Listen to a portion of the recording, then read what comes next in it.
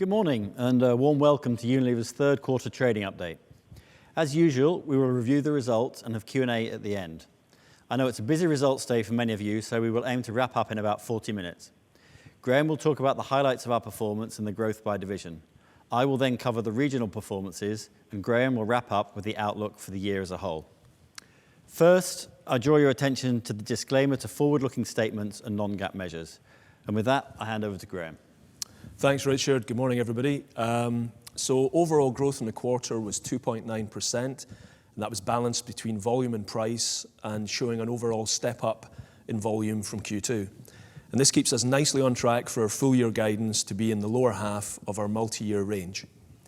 Emerging markets remain strong in aggregate at 5.1% in the quarter, with good volume growth, and our developed markets were flat in the quarter. We saw continued good performance in Southeast Asia, in India, and in China, whilst developed markets improved a little bit versus Q2. Last quarter, we mentioned some specific hotspots, which we're going to pick up on as we go through the presentation. Year to date, our underlying sales growth is 3.4%, and accelerating growth from here remains the absolute top priority for the business. This means delivering successful innovation and communication, continuing to reshape our portfolio, developing our products to be fit for faster growing channels like e-commerce, and all the time fully leveraging our geographic footprint. So looking in a little more detail, we're pleased with our performance in many of our geographies, although the markets remain challenging in a few of them. Home care and our business in Asia continue to deliver consistently strong growth, with Indonesia, the Philippines, and Vietnam all performing well. The powerhouses of China and India are seeing consistent and solid growth with strength in general trade and modern trade channels.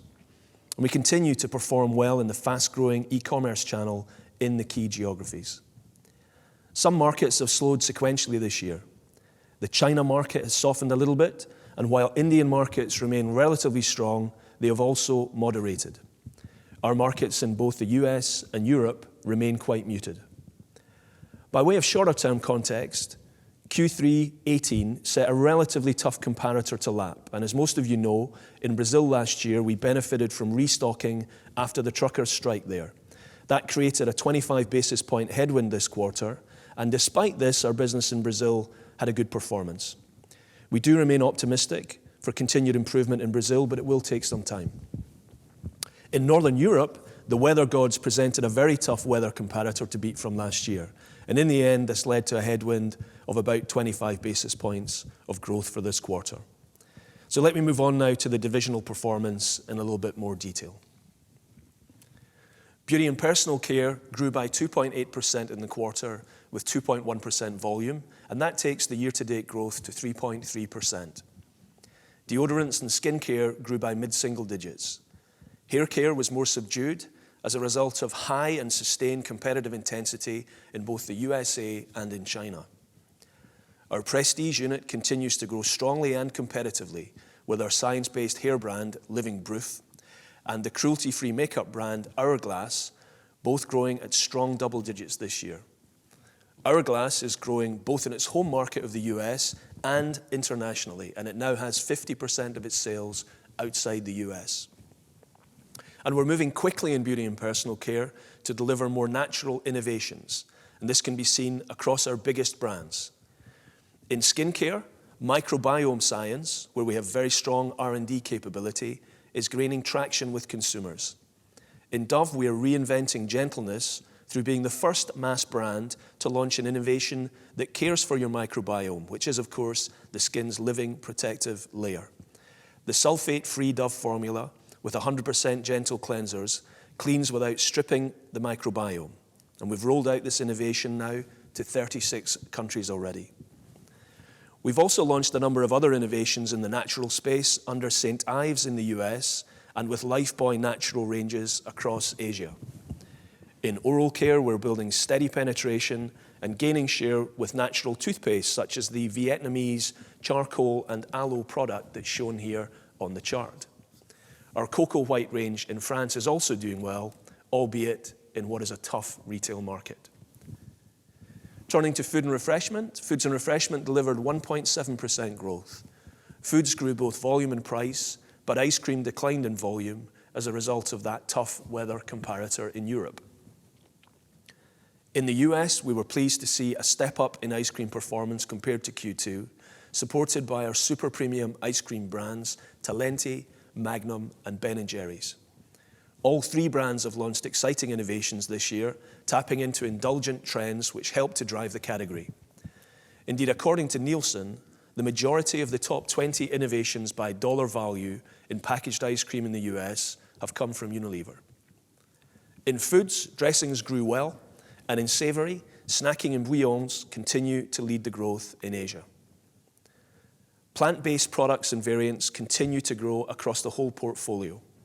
Our vegan ice cream range, which is now in all of our major brands, has grown significantly this year across the developed markets with strong repeat and loyalty rates. And in tea, Pukka continues to grow very well and is now available in 23 countries, whilst in India, Lipton green tea is driving share and penetration. Home care grew by 5.4% in the quarter, with 3.2% from volume, taking home care's year-to-date growth to 7%. This consistently strong performance is a result of both innovation and market development. In fabric solutions, we are targeting market development both from powders to liquids and from liquids to capsules, and from concentration initiatives. Our growth was driven by the big laundry markets of Brazil, China, and India. In Brazil, Omo Perfect Wash, which is an innovation that combines both cleaning power and concentration, is selling well. And in Colombia, we've launched that market's first ever product with 100% post-consumer recycled packaging under our Fab brand. Looking to India, we have crafted and launched a new brand called Love & Care, which is a premium detergent focused on preserving delicate fabrics. With an 80% emerging market footprint in home care, we must always be mindful of providing the consumer with products and brands across the whole affordability spectrum. Love & Care is, of course, placed at the higher end of this spectrum, while we continue to win in the belly of the market through the core brands of Wheel and Surf Excel. We're delivering double-digit growth in home and hygiene through our Sunlight and Cif brands, which are both growing strongly year-to-date. Cif natural sprays in Europe and our concentrated Eco Refill innovation are just a couple of examples underpinning the growth of Cif. And with that, let me hand you back to Richard, who's going to cover the geographies. Thanks, Graeme. Asia AMET RUB grew 5.6%, with a strong mix between volume and price. Volumes are up 3.1%, and price growth was 2.5%. Southeast Asia performed strongly with continued momentum in Indonesia and the Philippines and double-digit growth in Vietnam. Growth in China was good, helped by strong performance in e-commerce and the premium portfolio. Turning to India, growth remains good and in line with Q2, although, as expected, market growth has continued to moderate a little. In Turkey, we continue to grow strongly in a high-inflation country. Our ice cream business has performed well this year, with Magnum Ruby and Cornetto Mashup being our most successful impulse innovations ever, and our Ice Cream Now business successfully reaching 1,800 restaurants in only 6 months. In South Africa, we maintain momentum. However, in Nigeria and Ghana, strong market slowdown and the liquidity squeeze is negatively impacting our performance. Latin America grew 3.2%, all driven by price. Brazil grew in the quarter with volumes flat, despite annualizing a partial recovery of the trucker strike, which accounted for around 25 basis points at group level or 200 basis points at Latin American level. We're pleased to see momentum return in Brazil and remain cautiously optimistic on the economic outlook. As Graeme mentioned earlier, our concentrated Omo innovation is a strong performer, and we have now also used this concentration technology to launch under the Surf and Brilhante brands in Brazil. In Argentina, the economic crisis continues with a further significant devaluation this quarter. Volumes continue to decline, and so our focus remains on ensuring that we are offering the right portfolio of products to consumers at all price tiers, while protecting our margins and share, ready for the recovery when it happens. We flagged in our last call that we would review our treatment of Argentinian price, and during the quarter, we announced a change in method of accounting for hyperinflationary economies, which currently include Argentina and Venezuela. The normalized level of price growth included in Q3 is 30 basis points, and also 30 basis points year to date at a group level. North America grew 0.3%, with price growth of 0.6% and volume decline of 0.3%. This is a small step up from Q2. E-commerce, in particular omnichannel, continues to be a big driver of growth. We'd previously called out dressings in the US as a hotspot, and we're pleased to report a return to growth in the quarter and gaining share again in the latest 12-week read. We believe that our brand-led investment is the right way to add value to the category. So Kensington continues to grow strongly in the premium segment. As mentioned by Graeme, ice cream performed better, led by the super premium sector. In beauty and personal care, deodorants is leading the growth this year, but hair care remains challenging. We continue to focus on driving competitive growth through increased investment and innovation. Our natural brands continue to grow well, for example, Seventh Generation and Love Beauty and Planet, and we see further opportunity in this space as awareness and trial builds. In addition to seeking more natural products, plastics is of course a big concern amongst many US consumers. Our business is working in partnership with Walmart to drive a Bring It to the Bin initiative, where shoppers are encouraged to recycle product packaging. Turning to Europe, Europe declined 0.3%, with volume growth of 0.5%, while price was down 0.9%. Similar to the second quarter, ice cream was impacted by a very warm summer in 2018, whilst this year saw more normal summer conditions. Eastern Europe and Italy continued their strong performances from the first half and grew well during the quarter across the divisions. In Italy, the Cif brand is activating its purpose through city cleanups to restore lost beauty, and our Coccolino brand has teamed up with the well-known fashion house Moschino to launch an innovation which is delivering great results in our fabric sensations category. In Germany, the decline slowed, but retail challenges remain. Looking at turnover for the quarter three was 13.3 billion. Underlying sales growth added 2.9%. Acquisitions and disposals increased turnover by 0.5%, and in total currency movements added 2.3%. Based on the latest spot rates, we continue to expect a positive currency impact of around 2% on turnover and a little more on EPS. And with that, I'll hand back to Graeme. Thanks, Richard. Look, before turning to the outlook, I'm sure that many of you will have seen last week's announcement that we made of 2 new goals that we've set regarding our use of plastics. Now, the first is a commitment to half our use of virgin plastic in all of our packaging. And the largest contributor to delivering that commitment will come from a significant increase in our use of recycled plastic. And the rest of that commitment, more than 100,000 tonnes in total, will come from reducing our use of plastic in absolute terms. And we're going to achieve that through products like Cif Eco Refill and new packaging and delivery models such as hair refillery stations. And the second big goal is to collect and process more plastic packaging than we sell. All of this by 2025. And these 2 new goals on plastics complement the commitments that we made back in 2017, which were to ensure that all of our plastic packaging is reusable, recyclable, or compostable by 2025, and to use 25% post-consumer recycled material. Together, they demonstrate the fast and radical action that we're taking at every point in the plastic cycle. Now, we're making this investment because we believe that plastic has its place, but that place is not in our streets or our rivers or in our oceans. And it's not just us who believe this, but most importantly, it's our consumers. And so this is an investment very much worth making. And there's no doubt that this is a very ambitious and very challenging commitment. Keeping plastic in the economy and out of the environment requires everybody to work together, whether that's product designers, whether it's governments, consumers, or the waste management industry. Now, we already have initiatives to collect and process plastics, such as this example on the chart, which is from Indonesia. To help boost recycling rates and develop a functioning infrastructure, we support local collection through various initiatives, such as community-based waste banks, where individuals sort their waste and deposit it in exchange for payment. And so far, we've helped set up more than 2,800 waste banks, which together have prevented over 7,700 tonnes of non-organic waste from being dumped. Technology and innovation is also key. For example, black plastic is generally not recycled, but we have developed a technology which allows black plastic to be detected and sorted by recycling plant scanners. This is now being used by our brands Tresemme and Axe. The new technology means that an additional 2,500 tons of plastic bottles could now potentially be sorted and sent for recycling each year here in the UK alone. And we'll share our work and the insights generated with other manufacturers to enable wide use of this technology and this approach. So with that, let me finish by reconfirming the guidance for 2019.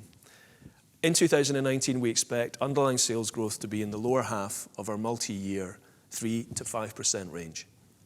Our progress on underlying operating margin continues through a focus on savings, waste and productivity, and ensuring that we have competitively support our brands both in BMI and in building new capabilities. And we'll target another year of strong cash flow while maintaining roughly our current level of gearing. Our outlook on all other items remains just the same. And just before I finish, a reminder that our Capital Markets Day in New York will be webcast on November the 13th and 14th. Thanks very much for your attention. That's the end of the prepared remarks, and Richard and I now look forward to taking your questions. Thank you, Graeme. As a reminder, if you want to ask a question, please press *1. If you wish to cancel your question, press *2. If you're listening to the conference call on a speakerphone, please use the handset while asking your question. And finally, please keep your questions to a maximum of 2. We have a first question from Alan Oberhuber at Main First. Go ahead, Alan. Thank you very much, Richard. Good morning, Graeme and Richard. The first question is regarding personal care. We saw gradually slower organic growth over the last couple of quarters. Could you give us a little bit more granularity, and when do you expect that these organic growth in personal care is starting to accelerate again? And the second question is regarding Brazil. Also there, what do you expect on the development, given that we see a little bit slower growth there as well? Will that continue into Q4 or even in 2020? Thanks for the questions, Alan. Good morning to you. Why don't I take the first one, Richard, on beauty and personal care, and you pick up the one in Brazil if you like. Beauty and personal care performance. Q3 growth, yeah, a little bit slow, but it was very good in deos, very good in skincare, Alan, and very good in oral. We saw slower growth in hair and in skin cleansing. First thing to say about beauty and personal care, 24% of that business is in the US and 14% is in Latin America, which are both currently low growth markets for us. From a competitiveness perspective, we have volume winning share in 62% of beauty and personal care. And that's been driven by things like deodorants, which was up mid-single digits, helped by the Rexona clinical range. It's been a very effective innovation. Skincare, as I said, is also performing up mid-single digits with good growth in Vaseline, an innovation called Pond's Glow Cream in Indonesia, and Vaseline Therapeutics in Thailand. Skin cleansing, as I said, is a little bit more muted. The Lifebuoy and Lux brands in India are down a little bit. We've been a little bit uncompetitive on pricing there, and we've corrected that now. And in markets in Southeast Asia, which generally are strong for us across the broad church of Southeast Asia at the moment, we're performing pretty well. Hair, of course, and we've spoken a fair bit about hair over the course of the last few quarters. It remains quite challenging in BPC. It's at low single-digit growth. The two hotspots to call out are the US and North Asia. Different dynamics, Alan, in both of them. In the US, our competitiveness has definitely stepped up. We're looking at our wider plans, and we've got investment going into North America in a competitive battle with a big multinational. In North Asia, it is more local competition. that we see in hair care. There's a particular brand in China which is taking share and has built quite a strong position from all of the multinational players. So sorry for the sort of long and broad answer, but it's a broad question. We're committed to accelerating the rate of growth in beauty and personal care. There are many pockets of very strong performance, both at a category level and at a geography level in beauty and personal care, but a couple of hotspots, principally in skin cleansing and in hair, and we're working very hard to address those. Yeah, and Alan, you asked about Brazil. Brazil remains tough. GDP growth is still 0 to 1%, probably a bit less than 1. Our own growth there was north of 1% in the quarter, but that's with a headwind from the recovery from the truckers' strike in the back year of 400 or 500 basis points. So we're pretty pleased with how Brazil's doing for us at the moment, but it remains tough. And your question is I think, very much about what do we expect. We think it's going to continue to remain tough, but we're cautiously optimistic about our business there and the market going forward, and we wouldn't say anything stronger or weaker than that at the moment. I'd just add to that we're very confident that our performance in Brazil is a competitive performance. In particular, through the crisis, the economic crisis, which is now mitigating in Brazil, then we've done a very good job of moving down to tier 3 brands. If you remember, we repositioned the Briancha brand quite successfully in laundry. We've launched a number of other tier 3 brands, and in particular, we are performing well in the fast-growing cash and carry channel, which is very much the equivalent of the discounter channel in Brazil. So kudos really to our business there, which has performed very well in a dynamic and difficult environment. Thanks, Alan. Next question is from John Ennis at Goldman Sachs. Go on, John. Yeah, good morning, everyone. Thanks for taking my question. 2 from me, please. The first is on Indonesia. I wondered if you could comment on your market share performance in the region and maybe give some colour on your BMI outlook for this year, given that it's been a region where we've seen some pretty big reductions over the last 4 years. And then my second question, I guess, is coming back onto the US shampoo business. The trends, when you look at Nielsen, seem to have worsened more recently. So I just wondered if you could, I guess, give us a bit more detail on the strategy to revive that business, whether it's new launches, whether it's increasing promotions, and maybe a bit of timeline, if it is new launches, on when they should start to, feed into the market. Thank you. Hi, John. Morning to you. Let me take the first one in Indonesia, because it's sort of it's kind of home patch for me, I suppose. And I always like talking about it, to be honest. And let Richard think a little bit about the question on the US hair business. Although I think we'll be rather cagey in what we say there, given that it's quite a competitive situation and we don't want to give our game away. On Indonesia and Southeast Asia generally, we've got good, strong performance. Markets in Southeast Asia are growing at about 4%, and premiumization is really the big value driver across the region. We're benefiting both in Indonesia and Thailand from being through the elections that we had in the spring, and things have stabilized politically, and that's providing a benefit for us. I personally and as a company, I think we're all very pleased to see our big and successful business in Indonesia back into strong growth. Indonesia's growing slightly higher than mid-single digits in a market that we think is growing between 3% and 4%. Very difficult to get a Nielsen or IRI-based measurement of share performance in Indonesia, and what we tend to do is look at overall market growth compared to our overall growth. So we're very clear that we've got a competitive and improved performance there in Indonesia. I'll come to your question on BMI levels in a second, but I did want to say that the real dynamic there has been a shift in the competitive landscape, with a lot of local competitors, a lot of local brands competing very strongly in the Indonesian marketplace. And we've been transforming our portfolio, particularly in beauty and personal care, in order to respond to that, launching a couple of very Muslim beauty-focused brands, another brand called Korea Glow, which was launched in Indonesia as well. We've also been working hard to address competitive challenges within our ice cream business. And overall, we feel pretty optimistic about maintaining that good momentum in Indonesia. On the question of BMI, it's a very traditional TV-driven media market. And I have to say that some of the biggest dividends from our ZBB program, particularly in the area of media fundamentals, have taken place in Indonesia. In fact, the leader of our business in Indonesia actually leads that thrust within our ZBB program of media investment. And for example, it's quite a digitally focused market, becoming more digitally focused.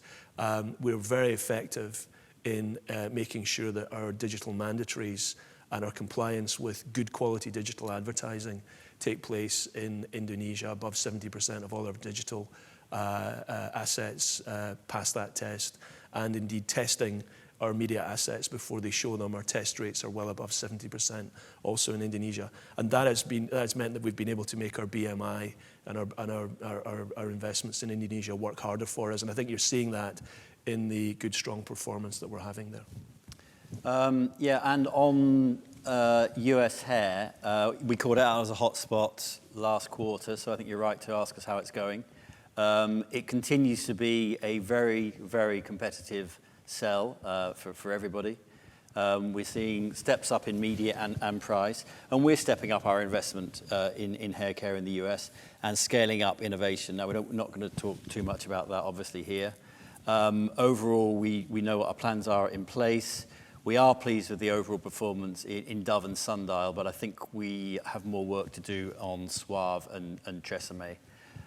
So yeah, that's the hotspot, still more work to do, but other hotspots doing better. Dressings, Graeme's already called out, there's one where we've already begun to see improved performance as we focus on it. Okay, next question coming from James Targett at Berenberg. James? Hi there. Good morning. Two from me. Firstly, sorry, just come back on the US, but I guess more generally across categories. I think earlier in the year you said you were going to be focusing on improving growth in the US through stepped up innovation rather than high levels of support, rather than chasing promotional activity. So I just wondered if you could comment generally where you were in terms of new product launches in the US in terms of phasing. What was there a big step up in Q3? What we should expect over the next couple of quarters? And then secondly, just looking at organic growth, again at the start of the year, I think you said the big delta of growth, whether it was going to be 3 or 4%, was going to be mainly due to Latin America. I just wondered, as we stand today, looking over to the next 12 months, where you see the biggest areas of delta to growth lying. Thanks. Oh, morning, James. Let me just touch on your second question on sort of overall growth momentum, and then go into your question on the US, and then let Richard maybe pick up the point around Latin America market growth and turn around more generally. The first thing to say is, our markets in aggregate, the measured read is just north of 2%. If we include an adjustment for unmeasured channels, our view is that our markets generally are growing around 3%, and we're growing just a little bit faster than that. So it's a good solid performance, and we're pretty competitive. We've got parts of our business, for example, home care and our emerging markets, which are winning share in 60% of the business. And in beauty and personal care, we're winning share in 60% of volume. So all the signs are that we're becoming more competitive. We're not satisfied with our rates of growth currently, but it is faster than our best read of the market growth. It's very much within what we guided for the year and what we expected to see. But there's more performance out there, and we're very optimistic about that. We know there's more that we can do, and we're excited by the opportunity to step up. So that's just a general comment, I guess, on growth rates and step up in performance.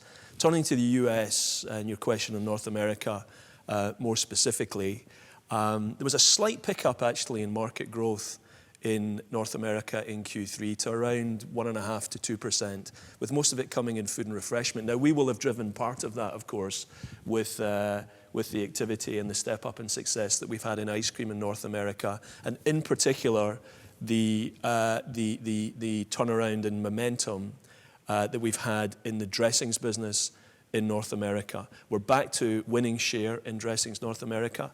as we've said many times on these calls, we're really seeking to try and create value within that category by focusing on the brands and brand investment and to grow category value. It's been a very tough competitive battle, but I think we're calling the turn in that now. And you see that when we focus in on these businesses, do the right things, innovate properly, and invest well with our customers and behind our consumers, we get back to winning positions. So that's good news there. In ice cream, of course, there's a belly of the big ice cream market in North America, which is pretty commoditized. A lot of the volume going through that sort of mass channel is fairly low margin, commoditized stuff.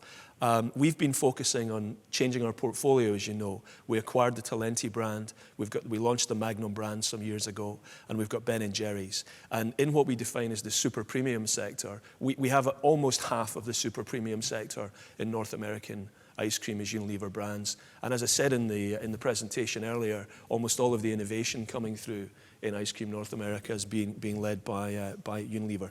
In that mass portfolio, we're just focusing on getting the range right. We've rationalized quite a number of SKUs, and we've taken some pricing action to reflect commodity and logistics inflation, and that has caused an uptick in the ice cream performance, and you see that reflected in the market growth. And then finally, we've talked a fair bit about BPC, but actually we've talked a lot about hair care in North America, but I do want to highlight that Deos, actually, where we also compete with a big multinational competitor, continues to be a significant growth driver in North America. It's growing year to date at mid-single digits in North America. So, remember, we've got a big BPC portfolio there. It's our biggest BPC business. And whilst we're involved in competitive dynamics in hair care, there are many other aspects of BPC that are performing strongly. Let me just pick up the LATAM question. We already talked about Brazil, but more broadly, it's true for LATAM as well. It remains very challenging. Give you a few numbers. The market overall, we think, is growing around 2.5% if you take out Argentinian hyper price, probably something like 5 or 6% if you include it. In Brazil, I said we're cautiously optimistic. We have actually seen signs of some consumer confidence, which is why we are returning, which is why we're cautiously optimistic. And in Argentina, volumes are declining at 16%, so everything remains really tough on the ground in Argentina. As we said in the prepared remarks, that our focus is very much on protecting margin, protecting share in Argentina and coming out stronger. Inflation there is now at something like 60%. So we're not expecting anything to turn around quickly in Argentina, but as I said, Brazil, the biggest market, cautious optimism, and our business doing very well there. Just one thing I want to highlight, because the chart that I'm looking at, Scott, in the middle box has got the new innovation, Perfect Wash, that we launched behind Omo in Brazil. Most of you know that Omo in Brazil is our biggest single brand position in the entire company. It's one of the strongest, iconic brand positions that we have across the entire portfolio. And relaunching the Omo brand with a completely different look and feel, with new technology, 20% concentration, better carbon footprint, lower plastic footprint, and getting real consumer acceptance behind it. It's a great example of a very strong innovation, a bold innovation in one of our biggest markets, landing successfully and driving growth, albeit in difficult market circumstances that we're all aware of. But a great example of Unilever continuing to do the right thing and innovate behind the consumer, regardless really of the challenges from the market circumstances.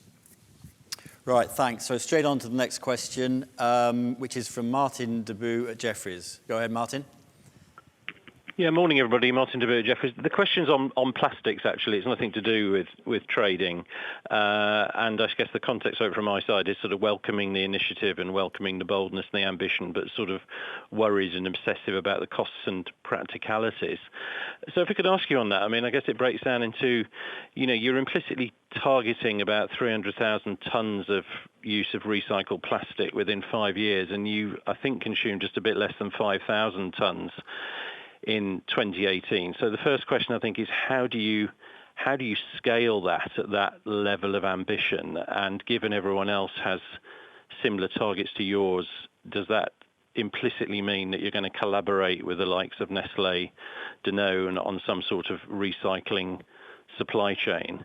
And then I think the second question is, given you're all going to be merrily bidding up the usage and price of recycled plastic, what's the cost implication of it if it's material to margin? I guess a useful number to know, if you would be willing to share it, is what proportion of your cost base or raw material cost base is plastics at the moment. That's the question.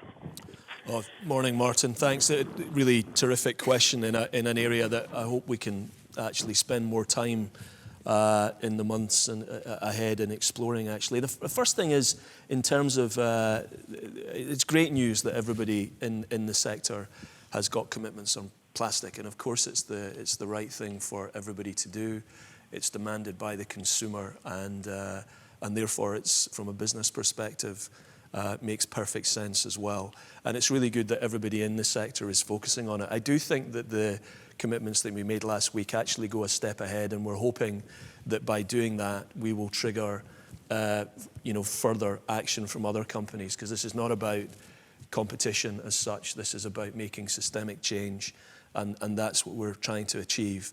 As I said in the talk there, these are tough and really challenging targets, and I think we should all feel some butterflies in our stomach about the ability to achieve them, but we think it's the right thing to do our homework and set a bold vision and not be conservative in our aspirations here, and that's what we've tried to do. What's distinctive about particularly distinctive about what we've just announced on plastics is the point on helping to collect and process more plastic packaging than we sell by 2025, getting down to that sort of zero incremental plastic in our system by 2025, and reducing our use of virgin plastic by 50% with an absolute reduction in plastic use. That is quite distinctive, I think, across the industry, and as I said, both challenging and bold in its outlook.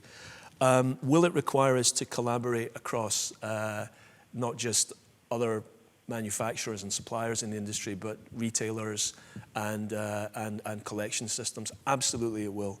And I think that is where the one main body of effort will be, in that collaboration, in harnessing the resources that we have together collectively for systemic change, particularly in the markets where plastic waste, running into oceans is most concentrated, and we very much look forward to that. There's a fair amount of collaboration already, but I can only see it stepping up from here.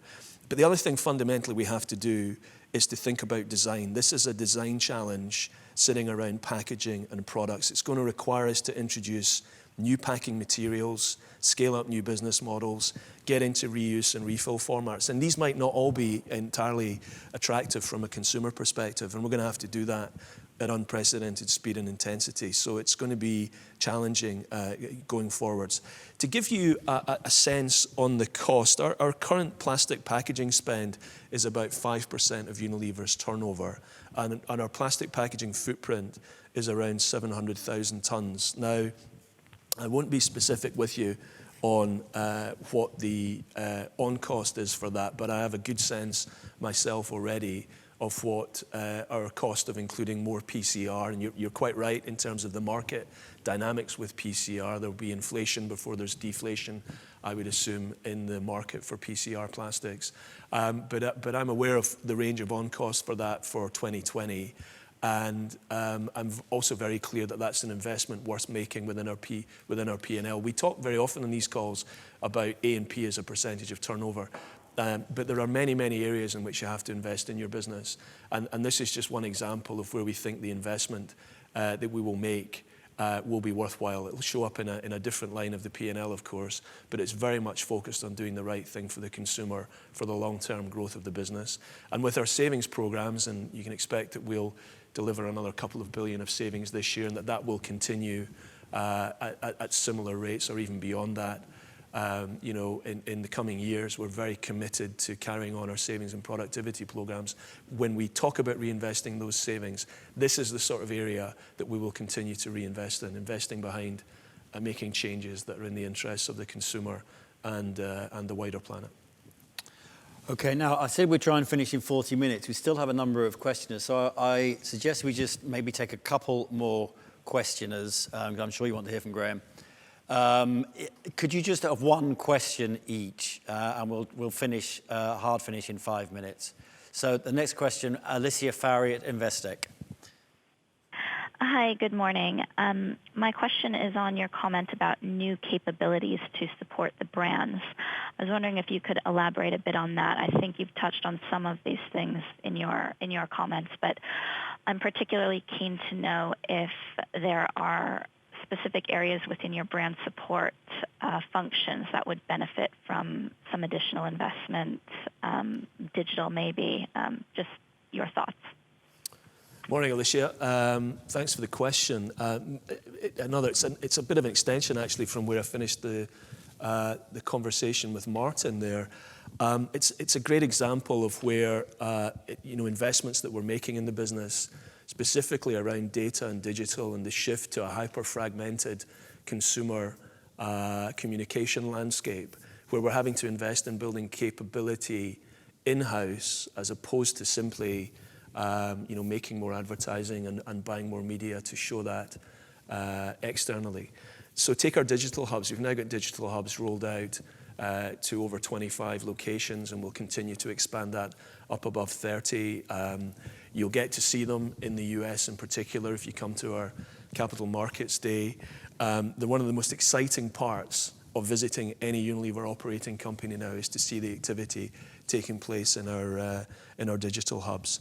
But it goes beyond that. We've talked for a while now about our people data centers, which are the ability to listen to social media and to see insight from that. A great example of an innovation that came from that actually is Marmite peanut butter here in the UK, which is the first time we've put a permanent innovation behind Marmite in its history. We've decided that we'll keep that innovation in place, and that was very much driven through insights that we gleaned from the Marmite consumer by using our people data centers to see that the combination of Marmite and peanut butter was what the consumer wanted. Then you've got U Studios, which is our in-house digital content preparation capability. And all of those things mean that we're investing in building capability through our overheads line, not necessarily in our BMI line. And that's why our marketing the proportion of overheads that are invested in marketing have gone up as a percentage of overall overheads, whilst overall overheads have been contained at a flat level.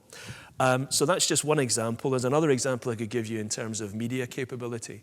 I think we've got, if not the best, then one of the best media teams and capabilities that are out there on the planet. I spend an awful lot of time with them. I find it a very interesting place to learn about the changes that are taking place in our industry. Just little things, big things actually. Brand safety, where your brand shows up on YouTube or on Facebook, etc. Really leading with that requires capability, it requires knowledge, it requires credibility within that space, and we're a very active participant in all the positive changes that are taking place in that space as a consequence. And then things like ad fraud. I think we have the lowest rates of ad fraud in our digital advertising in the sector. Our digital media spend is 40% of total media spend. We spend about $3 billion a year on media, so 40% of that is digital. And the average rate of ad fraud, I think, is still up in the 30 to 40%. And when you can get that down into single digits, as we can, then obviously the bang for the buck that you're getting within your investment is much, much higher, and there's a very good ROI in that. And then the final point, sorry for the long answer, is really on data capability, and that our data strategy has been very strong and very consistent for a number of years now in Unilever.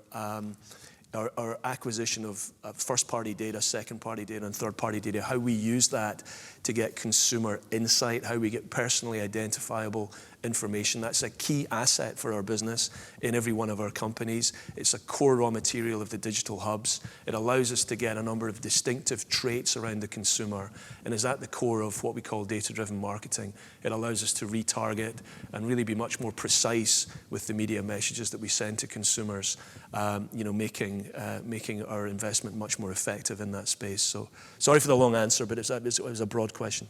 Okay, in which case let's run straight to David Hayes to ask the last question, which I hope is a short question, because I did promise we would stop. David, you're on. Good morning, all. Pressure's on for the last question. I'm going to take you back 3 years if I can. I think, Graeme, you talked about the dynamics of the category growth being that so Unilever were taking growth, the locals and private label were taking growth, and then the donators of that growth were the other multinationals. If you look back sort of 3 years when you made that comment and then look at it now, is it a similar dynamic, or is one of those units kind of doing better or worse than it was before, and what's driving that? Thanks so much. Thanks, David. Morning to you. Yeah, that's right. We back 3 years ago, we were clear that what was happening from locals and private label wasn't coming from Unilever. It was coming from other multinationals. I think we're more in the pack now. As I said, our markets are growing at 3. We're growing faster than that. At that point in time, we were growing comfortably 60% of our business winning share in aggregate. As you know, we're not yet in aggregate. We're around about half of our business in aggregate winning share. And there are many, many ways to look at this. And it gets a little bit difficult because measures of market growth are probably a little bit less better quarter by quarter, although sequentially they still matter.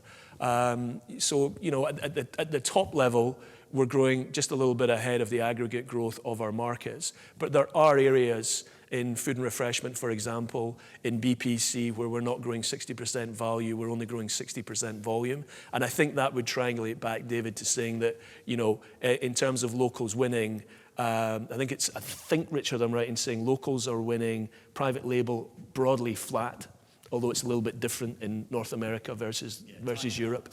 And that locals are winning from the multinationals, and we would be in that pack of multinationals now. So it's all correlated to a business that's competitive. We're growing slightly ahead of the market in aggregate, but we know there's more that we can do, David. Okay, thank you. Thank you, everybody. We'll call a stop there. I know there's still 1 or 2 questions that people want to ask. We'll bring the call to a close, however. If you have further questions, please give the IR team a call, and we'll be happy to take them as soon as we get back to our desks. Thanks, everybody, and have a good day. Thank you. Bye-bye.